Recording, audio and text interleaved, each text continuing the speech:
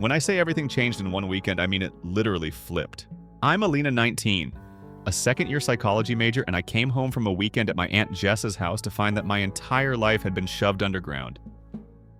And I'm not being dramatic.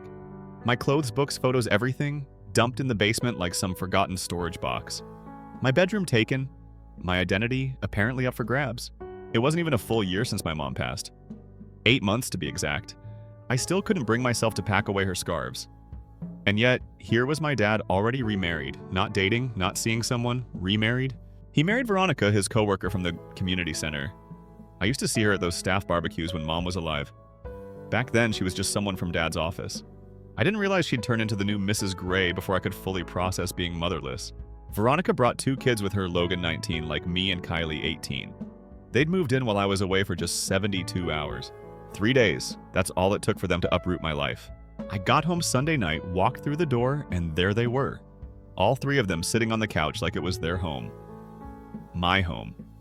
My house that still smelled faintly of my mother's perfume in the hallway. Veronica smiled, Logan nodded like we were bros. Kylie didn't even look up from her phone. And my room, gone, completely redone.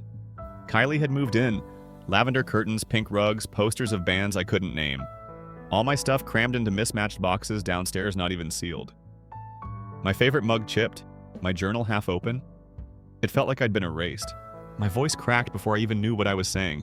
You put me in the basement. Dad didn't look guilty, he looked rational. Like he had spreadsheets to justify it. The basement is bigger, he said, like it was some generous upgrade. And you're heading to college soon anyway. I felt my face flush, that's not the point. He shrugged. Shrugged? I thought you wouldn't mind. Kylie needed the room and you weren't here. So you just waited for me to leave and handed over my room. Silence. I think I actually laughed. Not because it was funny, because it was surreal. Wow. A text would have been nice, maybe even a conversation. Veronica finally spoke all maternal tone and faux concern. We didn't want to overwhelm you, sweetheart. It was just the most logical solution. Sweetheart, I nearly choked. I stormed to the basement, kicking aside a box just to make space to breathe. It's about Spovies? It wasn't just the insult of being moved, it was the invasion. Someone had gone through my stuff. Someone had touched my mother's framed photo. Someone had thrown my journal into a box like it was a piece of junk mail. And yes, the basement was bigger, but it was cold. It smelled like paint thinner and old rugs. The tiny windows sat high near the ceiling, showing nothing but feet walking by. This wasn't a bedroom. It was a downgrade disguised as generosity. I locked the door, cried quietly, then texted Aunt Jessa, "Can I come back?" That night I didn't sleep. Not because of noise, but because I couldn't turn off the thoughts. My dad, the man who once sang lullabies off-key and stayed up late to help me build my science fair volcano, had handed my room to a stranger. A girl I didn't even know. A girl who now slept under my old glow-in-the-dark stars. It felt like betrayal. And the worst part? I had told him, months ago. Don't rush into anything I said after Mom's funeral. Please don't move on too fast. I just need time. Apparently I wasn't included in the definition of we anymore. Like, Veronica called me selfish, said I was being territorial and needed to open my heart. Dad didn't even defend me, just gave me that same spreadsheet voice and said, "We're a family now, Alina, try to get along." Too. But here's what no one gets. I didn't get a choice. No one asked how I felt about sharing toothpaste with strangers. About losing my mom and my bedroom in the same breath. About pretending this was okay when it felt like betrayal layered over betrayal. So I started keeping a notebook, writing things down, dates, comments, feelings. It wasn't for revenge, not then. But that was the beginning of everything. Because if no one else was going to tell my story, I was. For the next few days, I barely left the basement unless I absolutely had to. I wasn't sulking, I was trying to process. Everything felt unfamiliar. The kitchen now had labeled containers alphabetically arranged. Veronica's doing. The hallway had a new rug, something beige and scratchy that made the space feel sterile. Even the scent had changed. Our house used to smell like cinnamon from Mom's old diffuser. Now it reeked of eucalyptus and fake zen. The photo of Mom that sat on the console table gone. Replaced with a generic family frame of Veronica, her kids and my dad smiling like they'd just won a game I never got to play. At dinner, I didn't say much. I sat, I chewed, I nodded when spoken to. Veronica kept asking questions I had no desire to answer. How's school? Do you like your new space? Are you making any new friends this semester? It wasn't concern, it was scripted. Like she was trying to complete some checklist labeled bond with resentful stepdaughter. Dad didn't notice, he looked tired. Or maybe he just didn't want to deal with the awkwardness. His way of handling conflict was pretending it didn't exist. That was his thing, peace through silence. Kylie, the new occupant of my room, didn't even attempt eye contact. She treated me like a tenant who'd overstayed her lease. Logan was polite but passive. A nod here and there, a couple of yes and cools thrown around, but mostly he kept to himself. Sometimes I heard him laughing in the evenings from upstairs, the sound muffled but infuriating. Not because he was laughing, but because it felt like life had moved on without me. They were living upstairs in the light, and I was down here in the dark playing Ghost. One afternoon, I came home from campus to find that some of my clothes were missing from the laundry basket. Turns out Kylie had accidentally taken my hoodie and wore it out with her friends. I found it later crumpled in the back seat of her car. No apology, just a shrug. Oh, I didn't know it was yours. But she did. It had my name stitched on the sleeve. My mom had made it for me sophomore year. It wasn't just a hoodie, it was mine, and that small act, that careless theft of something that mattered, it flipped something in me. That night, I confronted Dad.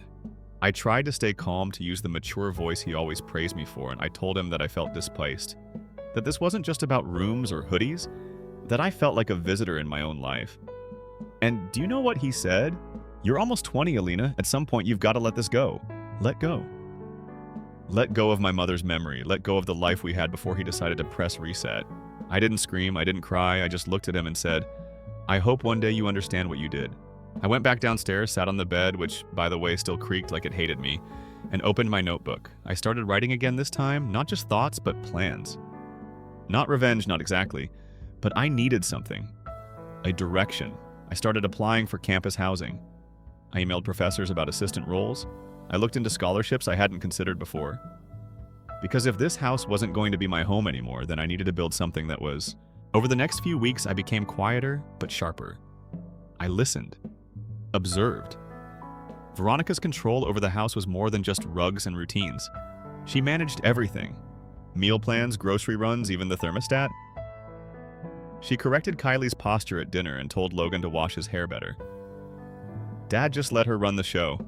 I guess after my mom, who was soft-spoken and gentle, he liked the decisiveness. But I saw it differently. I saw how Veronica's smile never reached her eyes.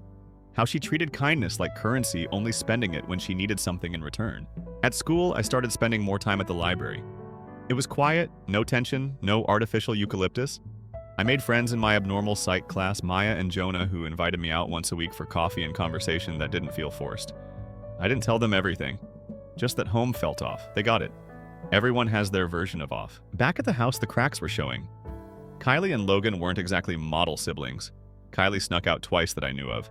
Logan skipped classes, failed a midterm, and tried to hide it from Veronica. She flipped, screamed loud enough I heard her from the basement. That was the first time I realized their perfect little family wasn't so perfect. And maybe, just maybe, I wasn't the problem after all. One night, Dad knocked on my door. He never came downstairs unless something was wrong. He stood in the doorway looking awkward, like he wasn't sure if he was allowed in. He asked if I was okay. I told him I was managing. He said, Veronica thinks you're still angry. I laughed, not loud, just enough for him to hear the disbelief. You think? He looked down at his shoes. She's trying, Alina. So was Mom. And you didn't even wait until the flowers on her grave wilted before moving on. That stung him. I saw it. He nodded once like he deserved that, then walked away. I didn't feel better, but I felt seen, even for just a second. I knew then I couldn't fix this. I couldn't undo the wedding or the move-in or the choices made while I was grieving. But I could protect myself. I could carve a space that was mine. And I didn't need permission to do that. The next morning, I submitted my application for an off-campus internship program. It came with housing. A small studio barely bigger than my half of the basement, but it was mine. If I got in, I'd be gone by spring. I didn't tell anyone yet. Sometimes power isn't loud. Sometimes it's quiet decisions made alone at 2 a.m., lit by a desk lamp and fueled by dignity. And this was just the beginning. Spring arrived slower than usual that year. The trees outside bloomed in quiet rebellion, while inside the house, tension grew like mold under the wallpaper, silent but stubborn. I kept my routine tight. Wake up early, class, work at the student center, study, retreat to the basement. That room, once cold and foreign, slowly became my command center. I bought a small heater, hung photos of Mom on the wall, lit candles when no one was home. It didn't feel like home, not really, but it felt like mine. That was enough. My internship application had gone through, and the acceptance letter came on a rainy Tuesday in mid-March. I remember because the sky looked just like my mood before I opened that email, gray and heavy. The moment I saw the word congratulations, I exhaled a breath I didn't know I'd been holding since December. Full housing stipend and an off-campus research role. It was everything I needed, everything I hadn't dared to hope for too loudly. I didn't tell Dad, not yet. Something about the way he'd been moving lately, quiet, distant, like he wasn't sure which version of himself to be around me, made me pause. He wanted to believe everything was normal, that time could sand down the sharp edges, but time doesn't fix what people refuse to admit. So I waited, let the wind stay in my pocket a while longer. Meanwhile, upstairs, the perfect family picture began to peel at the edges. Kylie and Veronica were at odds constantly. Over clothes, curfews. It was like watching a tug of war where neither side was strong enough to win, but both were too stubborn to let go. Logan had started skipping meals and spent more time in the garage playing old guitar riffs than participating in anything that smelled like family dinner. One night I came upstairs for tea, just tea, but I walked into the kitchen and caught Veronica yelling. Not loud but sharp, like she was afraid of waking Dad but still wanted to punish someone. Kylie had apparently used Veronica's credit card for some festival tickets and lied about it. What caught me wasn't the argument, it was the look in Dad's eyes. He was sitting at the table staring at his untouched plate, eyes glazed over. Like he'd seen this scene before but couldn't remember how it ended. Or maybe he didn't care anymore. Veronica noticed me and cut her volume instantly. "Alina," she said, voice tight. "Did you need something?" I didn't flinch, just water. She offered a brittle smile and turned back to her argument, lowering her voice like I was a guest, not a witness. That was when I knew. This family wasn't solid. It was stitched together with denial and surface-level smiles. The cracks weren't just forming, they'd been there. I'd simply been too hurt to see them clearly. The next few weeks passed in strange rhythm. I kept my head down, focused on preparing to move. I sold some things online, packed in secret when the house was quiet. I started having lunch with Maya and Jonah more regularly. They didn't ask for details, and I appreciated that. They just made me laugh, made space for me to exist outside the weight of my own house. Eventually, I had to tell Dad. It was a Friday night. He was on the porch reading or pretending to. I stepped outside, hands in pockets, and stood there until he looked up. "I got accepted into a research program," I said. He blinked. It's full-time, comes with housing." Pause. "So you'll be moving out?" "Yes, at the end of the semester." He nodded. Said nothing, just stared past me like he was reading something on the wind. I waited. "I guess." "That's good," he said finally. "Proud of you." It should have felt like something, but it felt hollow. Like a phrase pulled out of a drawer marked "Dad things to say." "I wish you'd talk to me about it," he added. I tilted my head. "Like how you talked to me before giving away my room." He didn't respond. In that silence, it said everything. After that, things got quieter. Veronica was cold but cordial. Kylie ignored me entirely. Logan, interestingly, started drifting toward my orbit. Not in a creepy way, just small conversations when we crossed paths. He asked about school, joked about the house being a circus. One afternoon, he saw me carrying a box to my car and offered to help. "You getting out?" he asked casually. "Yeah," I said, finally. He nodded like he understood. Wish I could too. I didn't ask why, I didn't need to. By the time April rolled around, I had one foot out the door. My room was packed. My lease at the new place started May 1st. I could finally see the finish line. And for the first time in months, I felt peace. Not joy, not yet, but peace, the kind that comes from choosing yourself even when no one else will. My final week at home was uneventful, or at least I thought it would be. On my last night, I left a letter on the kitchen table. Not to be dramatic, just a note. For Dad. I told him I loved him, that I hoped he'd find happiness, but also that I hoped one day he'd understand what it felt like to be invisible in your own home. I didn't mention Veronica or the room or the boxes. I didn't need to. If he didn't get it by now, he never would. I left before sunrise, no goodbyes, just the hum of my engine and a sky slowly turning pink. As I drove away, I glanced in the rearview mirror. The house looked the same, but it didn't feel like mine anymore, and that was okay, because I wasn't running away. I was choosing peace, and the best part? No one could take that from me. My new place was nothing fancy, just a tiny studio above an old bookstore that smelled like cedar and coffee grounds. The floor creaked when I walked, the windows stuck when it rained, and the heater made a noise like an asthmatic squirrel. But it was mine. The key was mine. The bills, the bed, the late-night silence, it all belonged to me. And that was a kind of wealth I hadn't known I needed. I unpacked slowly, deliberately. Each item found its spot. Mom's photo went on the desk beside a little cactus I named after her. My notebook stayed by the bed, though I wrote in it less now. Not because I had nothing to say, but because the storm in my head had quieted. I wasn't over everything. Grief doesn't work like that. It lingers, changes shape. But I was no longer drowning in it. The internship turned out to be more than just a resume boost. I worked under Dr. Willis, a no-nonsense behavioral psych professor with a dry wit and a mind like a scalpel. She didn't coddle anyone, but she noticed things. On my second week after a late session logging participant feedback, she looked at me and said, "You've lived through something. That's why your questions are sharper than the others." I blinked. "Is that a compliment?" She smirked. "Take it however you want. Just don't waste the edge. Use it."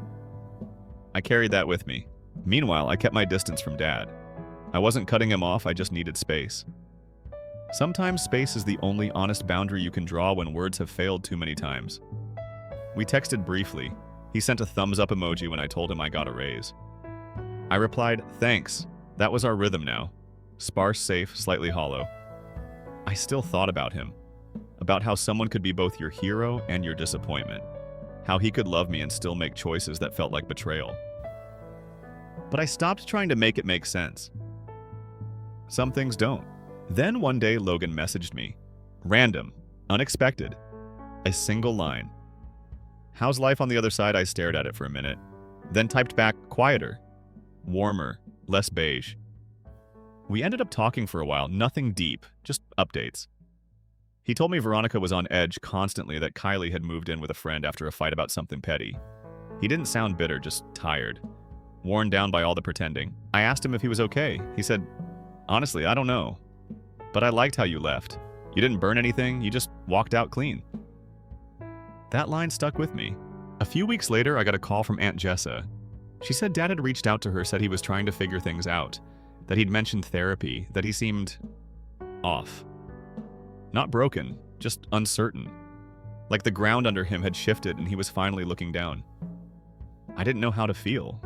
Part of me wanted to scoff. Another part just felt tired. But a smaller, quieter piece of me hoped it was true. That maybe losing me, really losing me, had made him think. Not just about me, but about himself. Time passed. I got busy. My work at the internship expanded. I helped redesign a survey model. Got praised in a faculty meeting. Dr. Willis even asked if I wanted to co-author a paper next semester. I said yes before she finished the sentence. Life wasn't perfect, but it was moving. And more importantly, I was steering. Then came the letter.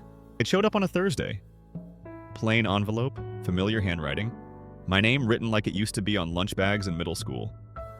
I opened it slowly, expecting guilt or excuses. But it was different. Honest, almost awkward in its sincerity. Dad wrote about how he realized he had replaced grief with distraction.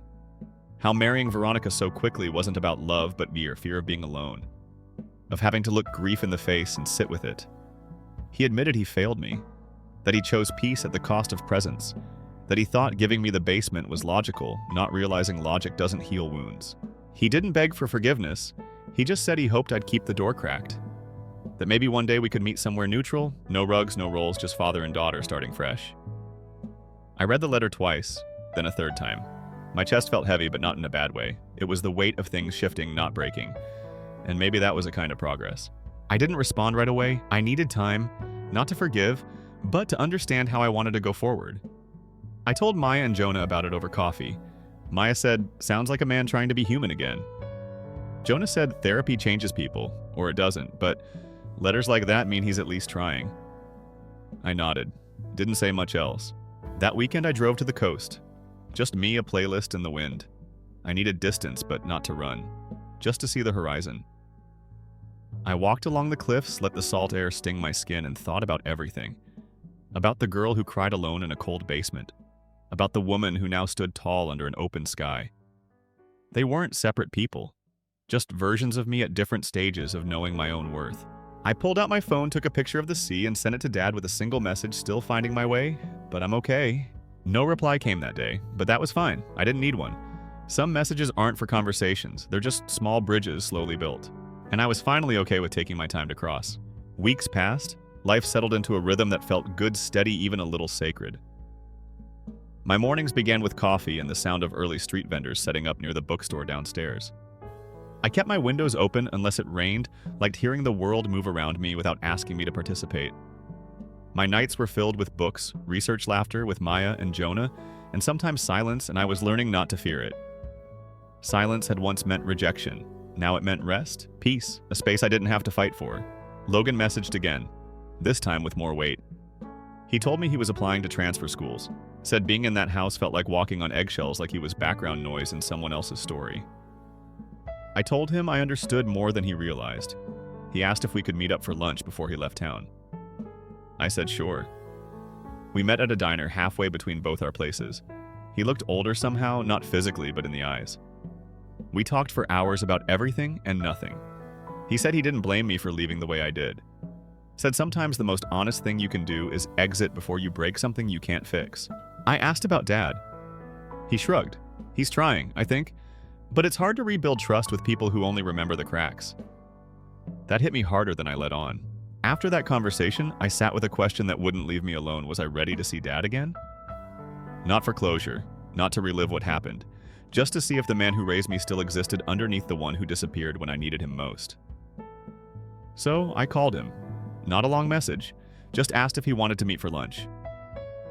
No pressure, no expectations. He responded in less than a minute. Name the time. We met at a quiet cafe near the university. Neutral ground, no family photos, no reminders. Just two people trying to see if something worth saving still lingered between them. When I walked in, he stood. Looked nervous. Like he didn't know whether to hug me or shake my hand. We sat. Ordered tea, talked about small things, first school, the internship weather books. Then the silence stretched, and neither of us looked away. He cleared his throat. I read your message. The one from the coast? I nodded. He continued, it helped. Knowing you're okay. I stared at my cup. I wasn't for a long time. He nodded. I know, I didn't know how to help. So I let someone else tell me how to fix things. And I made them worse. I didn't respond right away. I didn't want to rescue him from his discomfort, not this time. I don't need you to fix anything now, I said. I just need you to stop pretending none of it mattered. His eyes met mine. It did. It still does. I've been trying to figure out how to be better. And not just for show. I asked him if he was still with Veronica. He hesitated. We're re-evaluating. That told me everything and nothing all at once. I didn't push further. We sat in silence again, but it felt different this time, like something soft had been laid on the table between us. Not an apology, not a solution, just an offering. And that was enough for now. Before we left, he asked if he could visit my place sometime. I said maybe, not yet, but maybe. Back at home, I stared at the photo of Mom on my desk. I whispered, I think he's trying now. I think he's scared he's too late. I don't know if she'd agree, but I knew she'd want me to protect my peace first, so I did.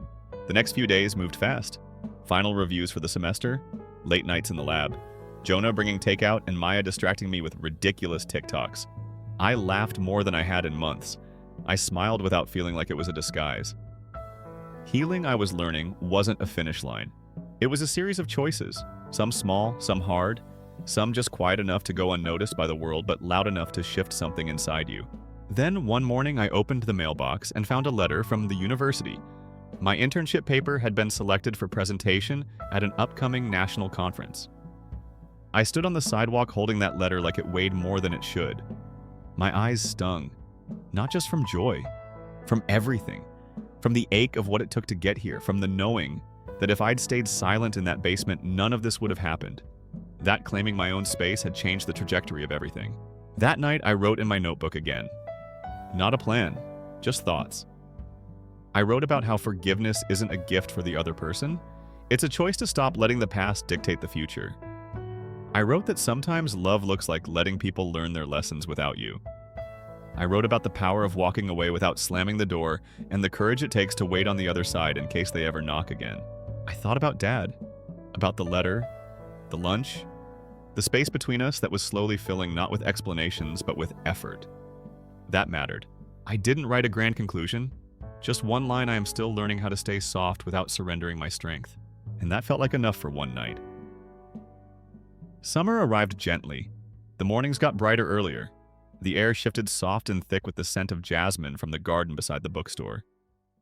Life didn't change overnight, But I felt the tilt, the subtle recalibration of everything inside me. I'd stopped checking for apologies that might never come. I'd stopped waiting for the past to behave differently. What replaced that waiting wasn't bitterness, it was motion. Living slow and deliberate. Healing without needing an audience. The conference came faster than I expected. I wore a navy blazer I borrowed from Maya because mine was too tight and hers made me feel capable.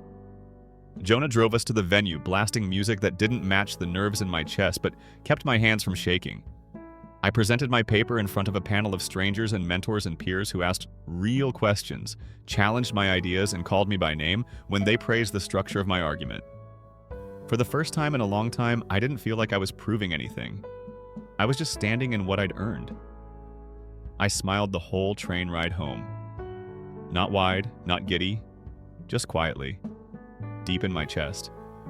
The kind of smile that comes when you know you made it out of something heavy without leaving the most important parts of yourself behind. A few days after, I invited Dad over. No ceremony, no drama, just a message. If you're free, come by Sunday, bring coffee. He arrived exactly on time. Same cologne, same awkward shuffle at the door, like he didn't know if he should hug me. I let him in, motioned to the small kitchen table I'd cleaned 3 times that morning, even though it was already spotless. He looked around the studio, took in the plants, the shelves, the framed photos. His eyes stopped on the one of Mom. He didn't speak, but something flickered in his expression, a soft ache maybe, or recognition. I poured coffee, sat across from him. We talked. This time it felt different. No tension pulling tight at every sentence, no walking on the edges of eggshells, just 2 people trying. I told him about the conference. He asked questions, listened, really listened. He told me Logan had gone through with the transfer, said Kylie barely came around anymore, that Veronica had moved into her sister's house for a while. The way he said it told me it wasn't temporary. I didn't ask what happened. I didn't need to. What mattered was that he looked at me and said, "You were right to leave." That sentence hit like a quiet thunder, not loud, but it moved things. I didn't want to admit it, he said, not even to myself. But losing you made me look at the life I built and realize none of it had space for truth. I didn't say anything right away, just sat with those words. Let them land. Let them exist without trying to soften them. Then I said, I didn't leave because I stopped loving you. I left because I had to love myself too. He nodded. His eyes were glassy, but he didn't wipe them. Neither did I. We didn't fix everything that day. Life's not a movie. But something shifted again. Something gentle. Forgiveness isn't a moment, it's a muscle. You strengthen it quietly. Gradually. By choosing peace, even when pride offers a louder option. By letting people be flawed and still letting them try again. After he left, I stood by the window and watched his car disappear around the corner. The street was quiet. The sun was starting to set, casting long shadows across the sidewalk like everything was stretching out towards something new. I sat back down and opened my notebook one last time. I didn't write a long entry, just a short one. I'm no longer surviving the past, I'm building the future, and it's mine. A few weeks later, I signed the lease to stay in the studio for another year. Maya and Jonah helped me repaint the walls. We picked a soft sage green, the kind that makes a room feel like a breath. I started teaching a Saturday class for incoming freshmen Intro to Psych. Watching them light up at theories I once stumbled through made me realize how far I'd come. How the girl who was once shoved into a basement had built herself a whole world above ground. One full of choice clarity and calm. Sometimes Dad texts me memes now, bad ones, the kind only a middle-aged man would find funny. And sometimes I send him better ones in return. We're not back to who we were. We're not pretending to be. We're just here, present. And that's more than I ever thought we'd be. Grief still visits me, especially on rainy days. But now it doesn't arrive like a wave meant to drown me. It shows up like an old companion who stays for tea, tells a few stories, and leaves quietly. And when it goes, I'm still standing. Mom would have loved this place. She would have hated the heater noise, but she'd love the plants, the light, the smell of cinnamon I keep in the diffuser. Some days I swear I can feel her here. Not in a ghostly way, just in the warmth that rises when I look at the life I've shaped with my own hands and realize I didn't lose everything. I just let go of what couldn't grow with me. This isn't a revenge story, not really. It's a story about reclamation, about stepping out of the shadow of someone else's decisions and making room for your own light. And if you've ever been pushed aside, forgotten, boxed up, and moved like furniture in someone else's life, remember this? You're not a leftover. You're not optional. You're not meant for the basement. You are the foundation. You are the story. And you deserve to live it fully. On your terms. Above ground. Story 2, you're a farce. Nobody is interested in your dumb meal loser.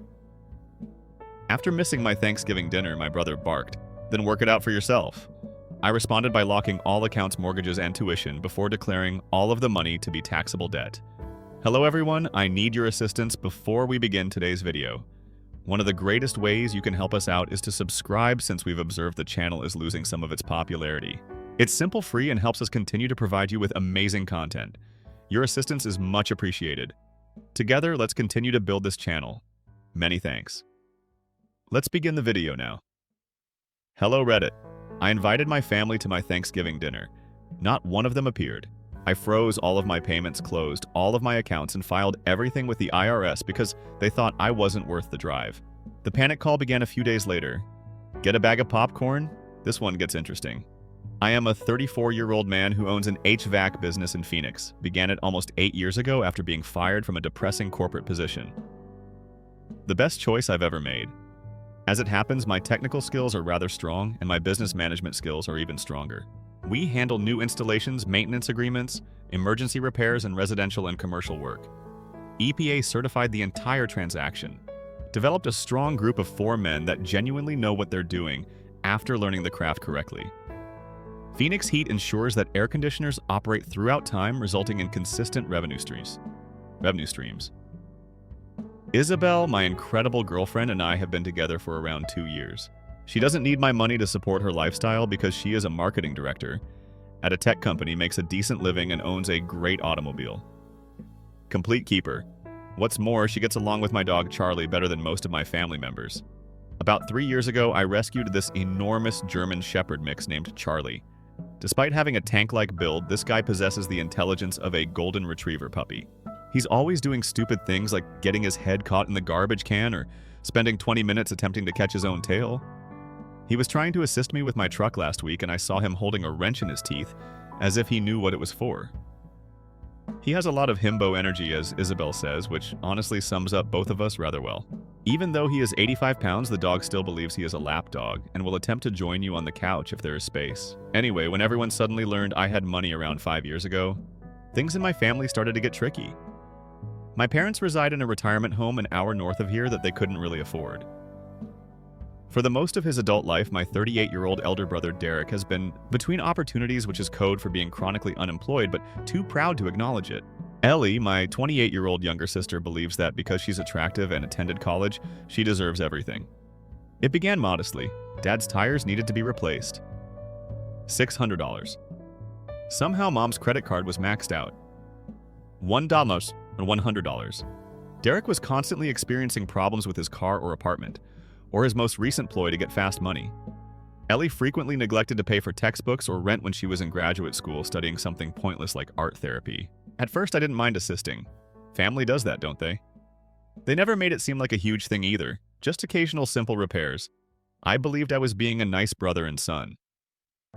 3 years ago, Dad suffered a heart attack. Months of being unable to work due to enormous medical expenditures, the entire catastrophe. I started paying their mortgage in secret while Mom was terrified that they would lose their house. Didn't make the announcement, just ensured that each month's payment was received. Around $200, due to the fact that they had twice refinanced in order to extract equity for unknown reasons. Derek was being evicted from his flat at the same time because, surprise, he hadn't paid rent for 3 months. He tells me he merely wants assistance with a security deposit at a new home when he comes to me feeling quite anxious. In the end, I signed a lease for him as a co-signer. I then began paying his rent as well after he was unable to make those payments either. Ellie was struggling financially and attending graduate school. She lost a part-time job, unable to pay for tuition. As usual, I thus established what is essentially a $1,800 monthly stipend for daughter to pay for living and educational costs. I had created an education account via my HVAC business. But here's the deal, they became increasingly demanding the more I assisted them. Initially, there were expressions of gratitude and pledges to reimburse me. But eventually, I simply expected my mother to text me. The water heater died. Like she was getting takeout, she needs $800. Without even asking for my help, Derek would charge me for his auto insurance. Would Venmo ask me for weird things like new clothing and nail treatments? Ellie, and the most peculiar aspect I feel like they want me around, began to be excluded from family group conversations. Family dinners weren't mentioned until after they had already taken place. That sort of thing. I would receive the response, "Oh, we didn't think you'd want to come," or "You're always so busy with work," when I inquired about it. But month after month, the request for money came in like clockwork. Similar to paying bills, Isabel was the first to notice. When my phone buzzed with another emergency while we were hanging out, I would instantly transfer money without giving it any thought. About 6 months ago, she finally said anything. "You just sent your brother $500 for the third time this month. Do you understand that, baby?" She was absolutely correct, as I discovered when I checked my banking app. I was essentially providing for 3 different families, and for some reason had failed to see the negative impact it was having on their family. "This is only temporary till they get back on their feet," I informed her. Isabel looked at me as if she was about to say something, but changed her mind. I ought to have paid attention to that expression. Thanksgiving was approaching, and I wanted to treat the family to something nice for once. Unless someone was in need of money, we didn't really get together anymore. And I reasoned that perhaps a formal dinner would help to reunite everyone. I made the bold decision to rent this insane Airbnb in Sedona, which has a large dining area and a view of the Red Rocks. A whole traditional spread turkey with all the sides stuffed cost me about $800 for the weekend. Excellent stuff. In order to spend Thanksgiving with my family instead of sweating over a hot stove, I even hired a local chef to assist with the cooking. Isabel was also thrilled about it. She was eager to finally get to know my family because she had never met them well. Charlie was growing up because he enjoys car rides, and the establishment allowed pets. About 2 weeks before the event, I sent out the information to everyone. Nice group text that includes directions, the address, and pictures of the house. I'm excited to see everyone. Thanksgiving is going to be fantastic. Bring yourselves, please. Everything is covered by me. We received a lukewarm response. Sounds good, Mom said. We'll do our best. Dad didn't say anything. Derek returned it. Yeah, whatever, Ellie said. Sedona is a long way off. Why didn't you just rent a place nearby? However, I assumed they would arrive. It's Thanksgiving after all. Vacation rental for free. Everything is free, including food. Who can refuse that? Charlie was sprawled across the back seat, his tongue hanging out the window like the silly child he is when Isabel and I drove up on Thursday morning. Arrived at the house at noon. Spent the afternoon setting up the space and preparing the food. With this enormous farmhouse table that could easily accommodate 12 people, it was even better than the pictures. At 3 p.m., the chef showed up to begin cooking the turkey, and everything went flawlessly. The planned time for dinner was 6 p.m. I had 8 people seated at the table. Derek, Ellie, Isabel, my parents, and a few spots for anyone wishing to bring a companion. 6 hushers arrived and departed. Not a family. 6:30. Still no one. 7 husher. Even though I'm beginning to feel nauseous, I keep telling myself that perhaps they hit traffic or came to a stop. Then the texts began to come in. Mom. I'm sorry, honey. The condition of your father is not good. Next year, perhaps? Derek. The car broke down. Can't make it. Keep some leftovers for me. Goodbye. Instead, Ellie was at Brad's family dinner. In fact, his parents worked hard to make Thanksgiving a success. Perhaps make a better plan the next time. Dad didn't even bother to answer. I'm standing in this lovely home staring at an 8-person table with a perfectly cooked turkey that has been cold in sides for days. The chef is staring at me pityingly. Isabel is trying to hide the fact that she is angry. Charlie's only joy is knowing that turkey scraps will soon be available. The worst thing, I looked at social media. Ellie shared Instagram stories from a simple Thanksgiving at her boyfriend's house later that evening. Derek was watching football at a sports bar. My folks were at home. Mom shared a picture of them watching TV on Facebook, captioning it "Quiet Thanksgiving at Home." They weren't ill, there were no crises for them. I simply wasn't worth the drive in their opinion. Isabel was amazing throughout the entire situation. She assisted me in packing everything the chef would be taking home. We had a wonderful quiet dinner together after I opened a bottle of the nice stuff I had been putting away. No dog has the right to eat more turkey than Charlie did. In all honesty, it was superior to any family meal I had enjoyed in a long time. However, I had had enough of staring at all those empty chairs. They had never considered me family, I realized. They viewed me as a resource and a solution to problems. As Isabel and I sat by the fireplace that evening, she finally expressed what she had been considering for months. You're being used, Adam. I assume you are aware of that. I gave a nod. Although I hadn't wanted to acknowledge it, I had known it for some time. How are you going to respond to this? Charlie was sprawled out on the couch, his belly stuffed with turkey when I turned to face him, living his life to the fullest carefree. I was envious of that dog sometimes. I am going to stop now. I did something I had never done before that weekend. In fact, I did the math on how much I had been giving my family. Opened bank statements, Venmo history spreadsheets, and more. Isabel assisted because she is far more adept at math than I am. The sum was crazy. I'd given them nearly $180,000 over 3 years, not lent. Since none of them had ever returned a single dollar it was given. For 2.5 years, my parents have a $200 monthly mortgage that amounts to $66,000. Derek's rent and other crises. On average, $400 per month. About $50,000 then. For 2 years, Ellie's graduate school fund will pay $800 per month. $43 to $200 then. In addition to everything else. You name it, credit card payments, auto repairs, medical bills, security deposits, etc. In a sense, I was operating a charity for those who didn't want to make the 2-hour drive for Thanksgiving dinner. This is where, however, my meticulous record-keeping paid off. You see, running an HVAC business teaches you to document everything very quickly. Complaints from customers, work covered by warranty, schedules for payments. It didn't happen if it wasn't documented. Several times when clients attempted to complain that the work wasn't done correctly, that habit saved my ass. Naturally, I had been keeping the same thorough records of all the family's financial matters, including dates, amounts, and purposes. I'd even taken screenshots of text exchanges in which they requested money. I was legally in charge of the majority of their financial affairs. They had granted me power of attorney to manage their affairs while Dad was in the hospital following his heart attack. I was still able to access their accounts and make financial decisions because they never revoked it. I was a co-signer on Derek's apartment lease so I could end it with due notice. I had created an education account through my HVAC business for tax purposes, and Ellie's graduate school payments were being deposited into it. For years, I had been discreetly handling their money. It was time to take control and stop managing. I opened my laptop on Monday morning and began editing. I started by stopping all of my parents' automatic payments, not just the mortgage everything. Their car insurance, cell phone bill, credit cards, all of it. If it was coming out of my accounts, it stopped.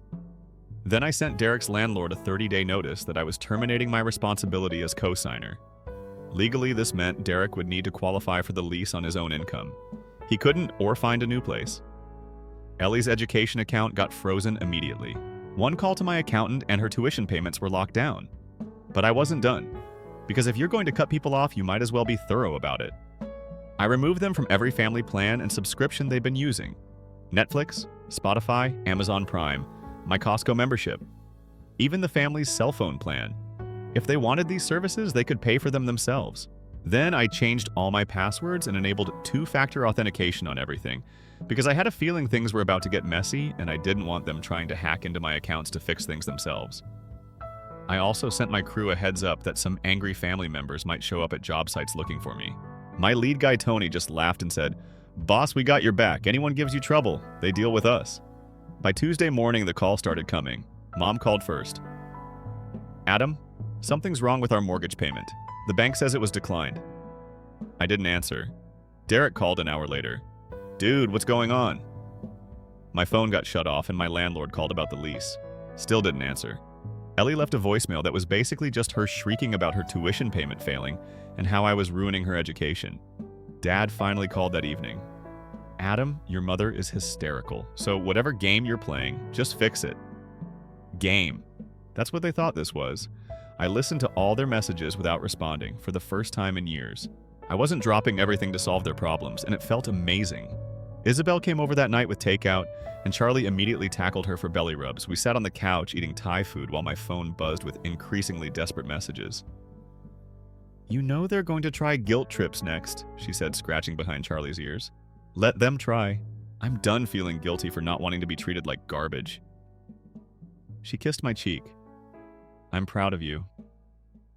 That night, I slept better than I had in months. No stress about who was going to need money next. Don't worry about the next family emergency. Just tranquility. We ordered a Chinese takeaway while Isabel stayed over. Charlie spent the evening doing his favorite thing, which is to watch Netflix. When he thought we weren't watching, he tried to steal egg rolls. The dog's entire outlook on life is summed up by the fact that he has no stealth skills but is incredibly confident. My phone wasn't ringing with financial emergencies for the first time in years. No urgent texts about broken appliances or past due bills every few hours. Simple things like Isabel sending me memes and work schedules. My life felt strangely quiet without having to handle other people's catastrophes all the time. The days that followed were akin to witnessing a masterclass in entitled conduct. My family experienced every phase of grief, but rather than coming to terms with it, they simply became mired in rage and chose to blame me. Derek was the first to lose his mind. Wednesday night, he left me a voicemail that was essentially 10 minutes of him yelling at me about how selfish I was and how families are meant to stay together. The nicest part was when he said I wasn't thankful for all of their help over the years. What kind of assistance everything was paid for by me? He went so far as to show up at my office on Thursday. Derek was pacing around like a caged animal when I looked out the window after my receptionist called to tell me that an irate man was in the lobby demanding to see me. I instructed her to have him taken out by calling security. For approximately an hour, he stood outside in the parking lot, presumably hoping that I would approach him and speak with him. Rather, I placed an order for lunch and observed him from the window of my office. When it began to rain, the dude gave up. Charlie would have waited longer. My parents adopted an alternative strategy. They went into full-on guilt mode. Mom began calling me twice a day and leaving me heartfelt voicemails in which she expressed her disappointment in me and said that I was leaving my family when they most needed me. She kept saying things like, "Your father's health is getting worse because of the stress you're causing, and we raised you better than this." The anxiety I was creating by ceasing to pay their bills. Dad tried the tough guy routine as a tactic. Left me a message warning that there would be repercussions if I didn't clean up this mess within 48 hours. What are the repercussions? He intended to deduct my allowance. Without my assistance, the man would not have been able to pay his own mortgage. However, Ellie went totally nuclear, man. The neighbors came out to watch her when she arrived at my house on Saturday morning, screaming so loudly and pounding on the door. Charlie was barking uncontrollably at the commotion, and Isabel was present. Ellie started screaming at me about how I was ruining her future as soon as I opened the door, and I have no right to undermine her education over a pointless Thanksgiving meal. I told her it had nothing to do with the dinner. Basic respect was at issue, deference. Do you want to be respected? Respect, please. You lack personality and are a pitiful loser who must buy people's affection. You pay for everything, and that's the only reason anyone puts up with you. You are nothing if you have no money. Isabel moved to my rear. You ought to go, in my opinion. Ellie instantly turned against her. Oh, wonderful. The gold digger talks. How much does he pay you to act as though you like him? Or do you simply want to take half of his money in the divorce by waiting for him to pop the question? Charlie decided he had heard enough at that point. He is typically the world's friendliest dog. He was offended by Ellie's tone, though. All 85 pounds of him began to radiate back off her as he moved between us and let out a low growl that sounded like a diesel engine. Learn the function of these teeth. In fact, Ellie retreated a step. Remove that dumb mutt from my presence. Charlie is his name, and he's a better character judge than I am. You must go now, I said. She screamed something about how I would regret this for the rest of my pitiful life and kicked over my trash can before leaving. Like she was in Fast and Furious Isabel, and I watched her pull out of the driveway. Charlie proudly defended his pack by waving his tail. Isabel remarked sardonically, "Your sister seems nice." Even her final form wasn't that. And I was correct. By Sunday, Ellie had launched a full-scale social media campaign against me, posting a lengthy tirade on Facebook about toxic family members who deserted you when you needed them most, and how some people lose sight of their roots because they are so consumed by their wealth. In his own words, blood is thicker than water. Derek shared it. Unless you're a self-centered idiot. Mom also posted it along with a passive-aggressive caption about how you should love your kids even if they break your heart. They were attempting to portray me as the bad guy, the ungrateful son who abandoned his struggling family, and they assumed that since I had never fought back in public before, I wouldn't do so now. Their calculations were incorrect. By Monday, people were taking notice of their sob story on social media.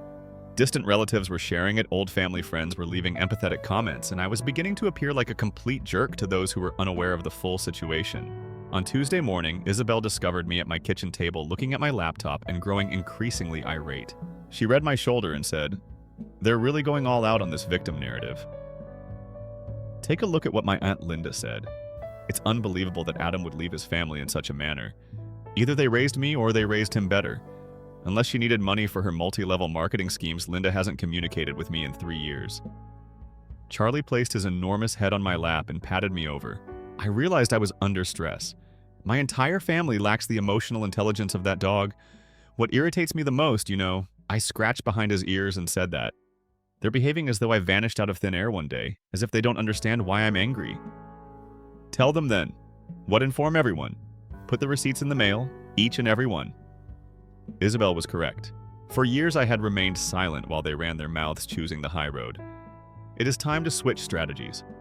That afternoon, I worked on a post that essentially served as a financial assessment of my family relationship. Screenshots of bank transfers, lease agreements, Venmo payments, and everything else. I made it apparent how much money had been moving in one direction, but I didn't give precise monetary amounts. After that, I shared the pictures from Sedona's Thanksgiving house. 8 people can eat at the table.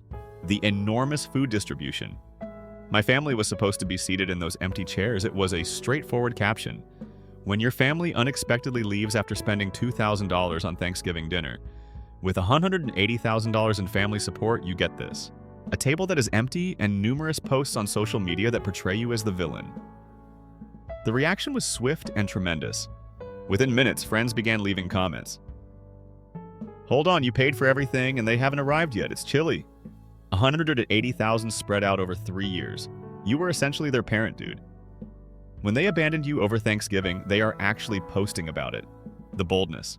My friend Jake from high school put it in the best possible words. Kindness is sometimes misinterpreted as weakness until the ATM malfunctions. The story had completely changed in a matter of hours. My post was being shared and people were completely making fun of my family in the comments section while sharing their own tales of toxic relatives. Derek made the error of attempting to defend himself in the comments. My friends and I began to argue about how I owed the family because they had helped me grow up. My friend Mike quickly put an end to that dude. We call that parenthood. The responsibility of raising your own child does not fall on you. After her initial post began receiving a barrage of criticism, Ellie removed it. Mom completely turned off comments on hers. The highlight, however, was Wednesday night. Ryan, a cousin I'd always liked but hardly ever spoke to, called me. He wanted to share his thoughts with me after witnessing all the drama on social media. I've been observing this mess for years, Adam. Everyone is aware that your family has been taking advantage of you. I ought to have spoken up sooner. Why didn't you? Since it was none of my business, and to be honest, I assumed you were an experienced professional. However, after witnessing their treatment of you during Thanksgiving. That's just cold, man. You're worthy of better. I didn't realize how much that conversation meant to me.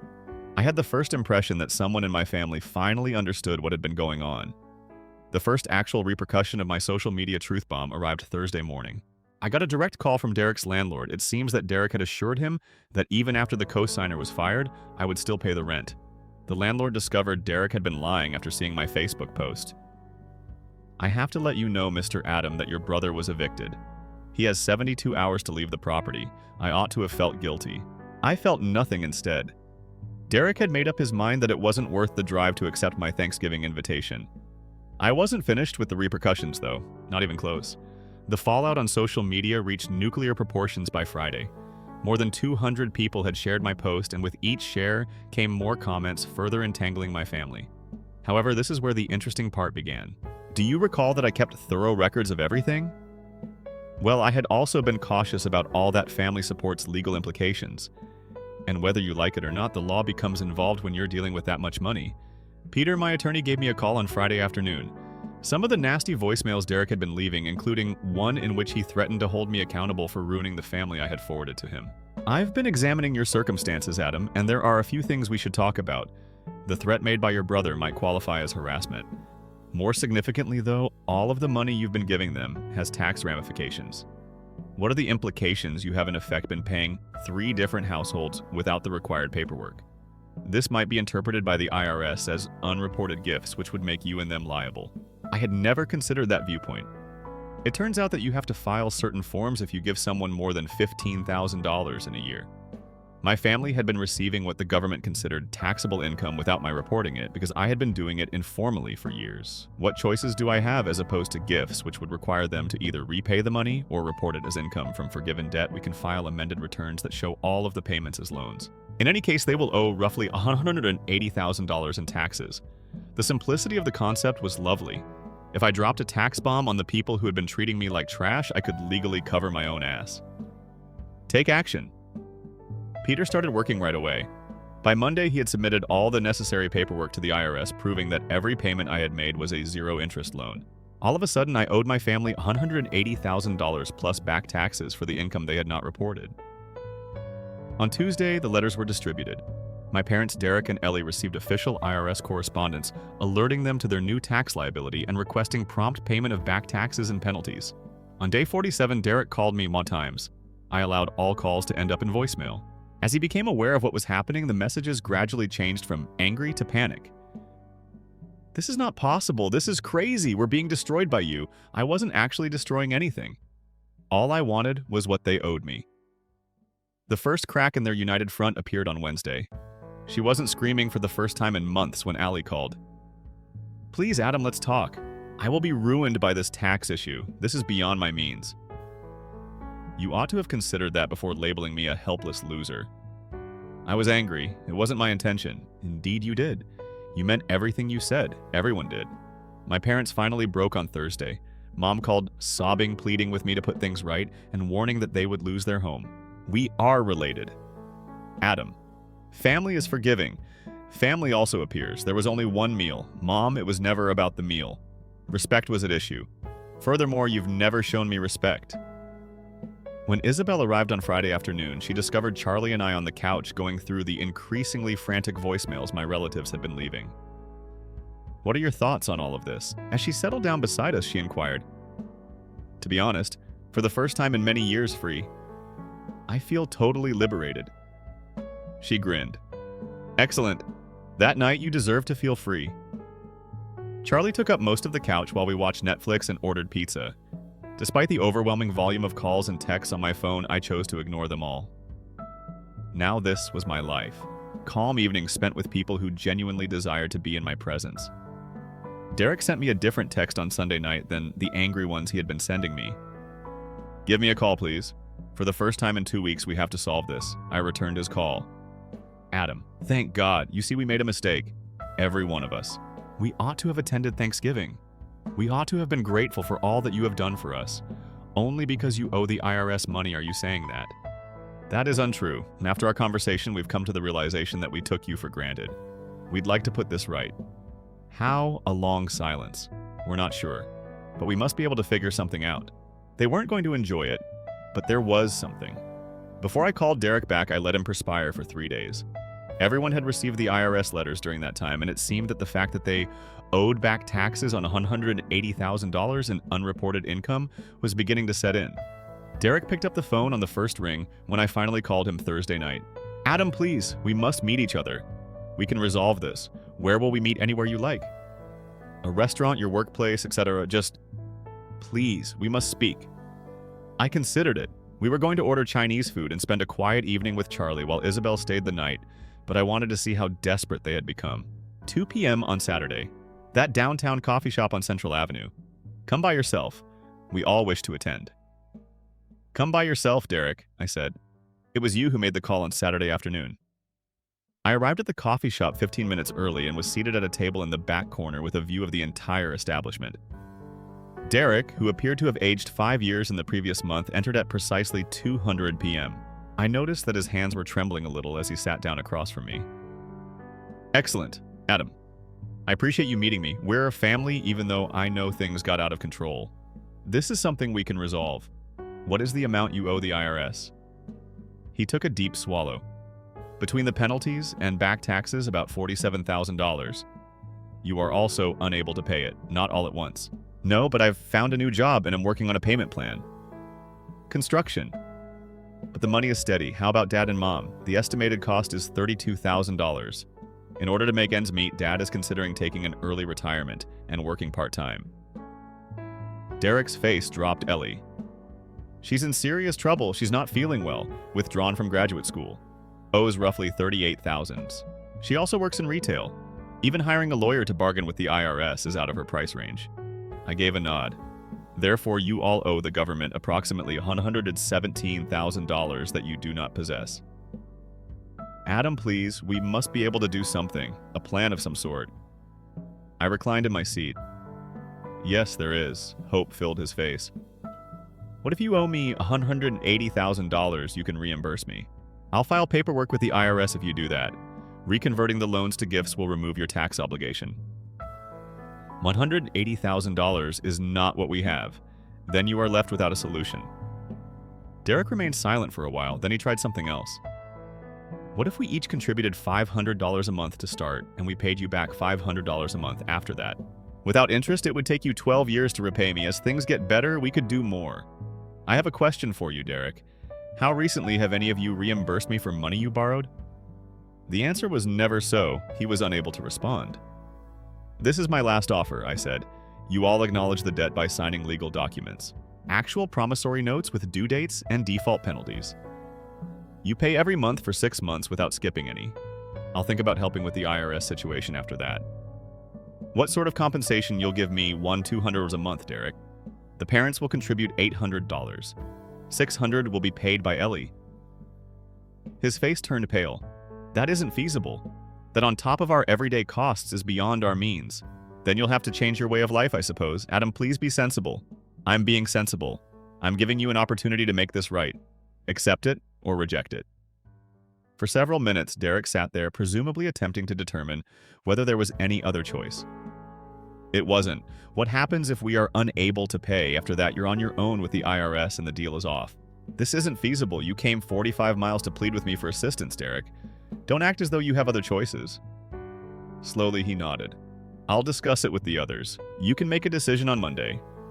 Charlie discovered them in the backyard after I left him sitting there and drove home to Isabel. Charlie, being the joyful goofball that he is, ran around as Isabel threw a tennis ball. How was it? She inquired. They will accept the offer. How are you aware, since they have no other option? Derek called early on Monday to agree to the terms. By Wednesday, all 3 of them had signed promissory notes admitting their debt to me, which Peter had prepared. The following Friday was the due date for the initial payments. Derek was able to scrape $1 and $200 together. They came up with $800. Ellie pleaded for an extension on the remaining $400 since she could only afford it. It was a $600 deal. Ellie. Yes, but I recently started a new job with low pay for training. Next week I'll have the remainder. The agreement called for 6 months of uninterrupted payments. A portion of your first payment was missed. Please don't do this, Adam. More than $200. Nothing is being done by me. It was you who was unable to follow basic instructions. I immediately canceled the deal. My family was once again responsible for the entire tax liability after Peter informed the IRS within a day that I was no longer willing to convert the loans to gifts. That's when the begging really began. Emails, texts, phone calls, and even a hand-delivered letter from my parents to my workplace. Ellie made 2 appearances at my house. Once I cried and begged with my mother, however, I was finished. They had wasted more than $200 when they had their chance. After 6 months, Derek was living in his car after losing his apartment. After selling their home, my parents rented a 1-bedroom apartment. Ellie had returned to live with them after filing for bankruptcy.